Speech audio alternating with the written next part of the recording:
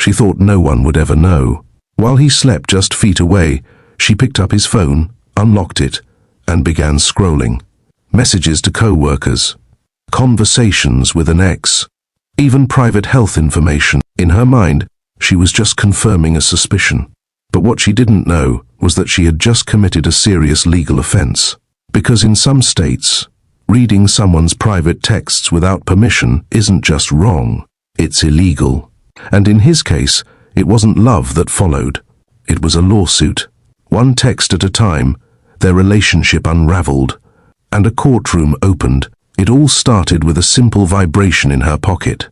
Olivia checked her phone expecting a message from her co-worker, maybe a dinner reminder from her mom, but instead it was a short, cold message from her boyfriend of 3 years. "I can't do this anymore. I'm sorry. I need space. Please don't call me." No explanation, no warning, just that.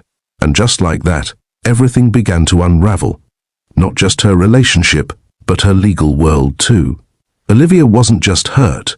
She was enraged. She had left her apartment to move into his, given up a job to support his career move to another city, and co-signed on a lease that still had 9 months left. He had promised they were getting engaged, even talked about venues. She had even paid deposits. She had text messages to prove it. But now, he was gone, and legally, she was stuck holding the bag. What Olivia didn't know is that in several US states, breaking up over text can actually lead to civil legal action. Not because of the breakup itself, but because of everything tangled around it. In the eyes of the law, emotional cruelty isn't always actionable, but financial deception, verbal contracts, and broken engagements definitely can be. This story didn't end at the text. In fact, that message became the starting point of a much larger legal nightmare. In the state of North Carolina, for example, there's an old but still enforceable claim called breach of promise to marry. If someone makes a clear promise to marry, and the other person makes major life changes based on that promise, then walks away, they can be sued. Yes, in 2025, a person can still sue their ex for backing out of an engagement. North Carolina, South Carolina, and a handful of other states recognize these types of claims. Olivia had given up her job, moved across state lines, paid thousands toward a wedding venue, and had text messages to prove he asked her to start planning. Now, those texts would become evidence, not of a breakup, but of a promise made and broken. It's not just about rings or dresses either. In some states like Kansas and Georgia, engagement rings are considered conditional gifts. That means whoever breaks the engagement, if it's not mutual, may be legally required to return the ring or compensate the other party. Olivia didn't even get a ring, but what she got was worse. Bills, contracts, deposits, all in her name. So she did something she never thought she'd do. She took that text to a lawyer. Her attorney, Marla Jennings, had seen this before. In fact, she specialized in these kinds of modern relationship breakdowns. She called it techno-ghosting litigation. More and more, people were breaking off serious relationships through abrupt digital messages, texts, DMs, even Venmo comments. And more, the fallout wasn't just emotional. It was legal. The issue wasn't the breakup. It was what was left behind. And Olivia, with her job loss, shared lease, and written evidence of wedding promises, had a case. Marla began gathering everything. Screenshots of promises, emails confirming venue bookings, receipts, lease agreements, social media posts where the boyfriend, Nathan, had publicly called Olivia his future wife. It all became part of a legal argument called detrimental reliance.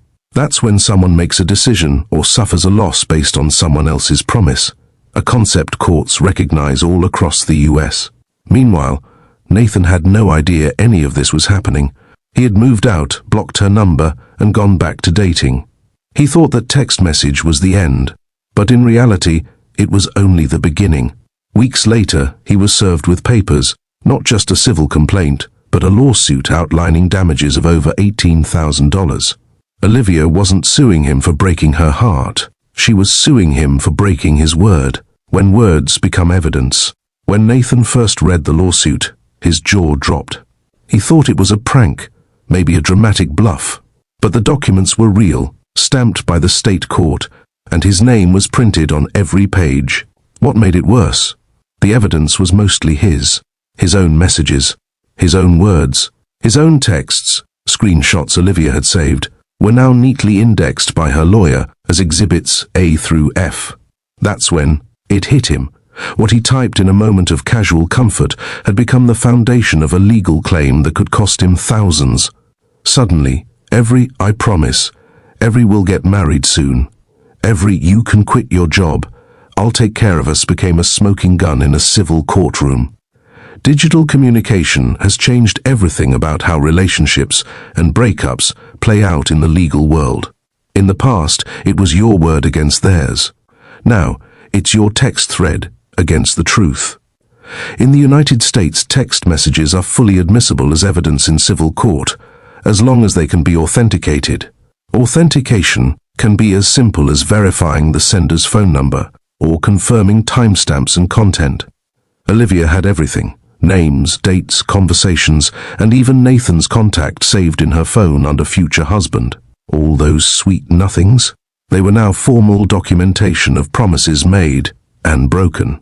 What made Olivia's case especially strong was the tone and consistency of Nathan's messages. He wasn't vague. He made clear, written promises. Start looking at wedding dresses. I'll cover your part of the rent when you leave your job. Book the venue.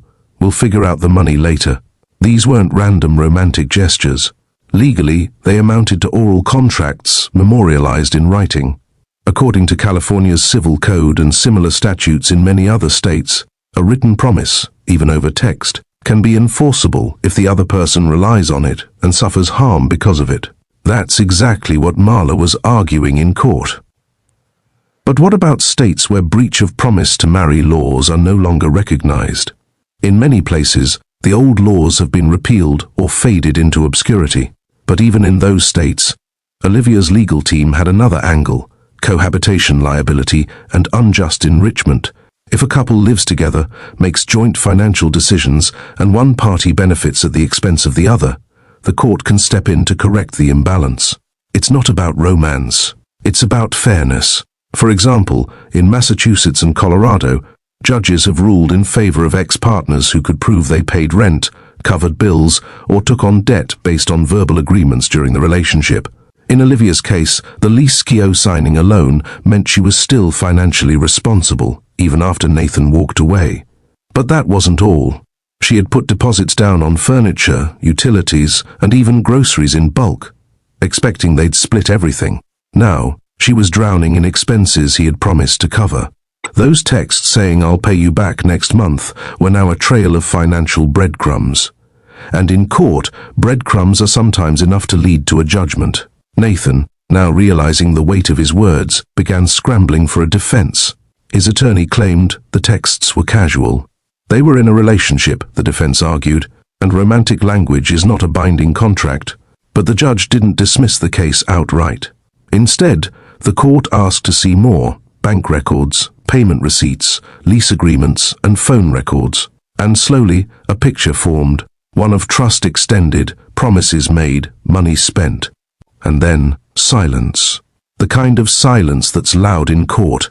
Emotional fraud, when a breakup becomes betrayal. It began as heartbreak, but what Olivia soon discovered was something deeper. The legal system wasn't just recognizing financial damage. In a growing number of cases across the US, courts were starting to hear arguments for something far more personal and volatile: emotional fraud. Her lawyer, Marla, had seen this shift brewing for years. Ghosting had become more than just a dating annoyance. It was creating ripple effects that cost people jobs, mental stability, and even their reputations. And while emotional pain alone doesn't usually lead to a successful lawsuit, when combined with deception, manipulation, or measurable damages, things start to change. Courts are cautious, but not deaf. And Olivia's case was about to test how far the legal world was willing to go. The idea of emotional fraud is built on a simple principle. If someone deliberately lies or manipulates another person for personal gain, and that person suffers real damage because of it, the deception may cross into fraud. In relationships, proving this is tricky, but not impossible. Olivia's team dug deeper. They found proof that Nathan had been planning to leave for weeks, yet encouraged her to leave her job, sign a lease, and pay wedding deposits. There were even texts where he told friends privately he wasn't serious but wanted to see how long she'd take care of him. Those messages, recovered through subpoenas of social media platforms, painted a picture that was no longer romantic. It was calculated. This is where the law becomes both delicate and daring. In jurisdictions like California, New York, emotional distress claims tied to fraud or breach of duty have occasionally succeeded when the plaintiff can prove intentional deceit. Olivia's team argued that Nathan intentionally misled her into financial decisions by feigning commitment. The breakup itself wasn't the crime, the manipulation that led up to it was. This strategy is rare, but it's gaining traction. In 2019, a Texas woman successfully sued her ex-fiancé for emotional fraud after he continued an affair for months while planning their wedding, costing her over $35,000 in non-refundable costs. To strengthen the claim, Marla brought in a psychologist who testified to Olivia's emotional trauma. She developed anxiety, lost sleep, and had to seek counseling, which added to her financial burden. This wasn't just sadness, it was measurable, diagnosable harm. That distinction was key. Because legally, emotional distress alone is not usually enough to win damages, but when paired with a demonstrable pattern of deception and financial loss, the courts begin to listen. The defense fought back hard. Nathan's legal team argued that emotional fraud was a slippery slope, that no breakup would ever be safe from legal retaliation if feelings alone became grounds for lawsuits. But Marla countered with a simple question to the judge. What happens when a breakup isn't just painful, but predatory? The judge didn't rule right away, but in the courtroom, a tone had shifted. There was a real sense that a new legal door was creaking open. As the testimony unfolded, it became clear that the question wasn't just about Nathan and Olivia anymore. It was about how society defines harm in the age of digital intimacy. When people pour their hearts into texts, and those texts are used to manipulate, mislead, or defraud, should the law step in? That question lingered in the air long after court recessed for the day. By now, the case had drawn media attention. Legal blogs picked up the story. Hashtags like #text breakup lawsuit and #digital fraud trended online. Olivia became a kind of reluctant figurehead for people who felt wronged not just emotionally, but economically, by relationships gone wrong. Others pushed back, fearing the weaponization of breakups. But Olivia wasn't fighting for revenge, she was fighting for accountability.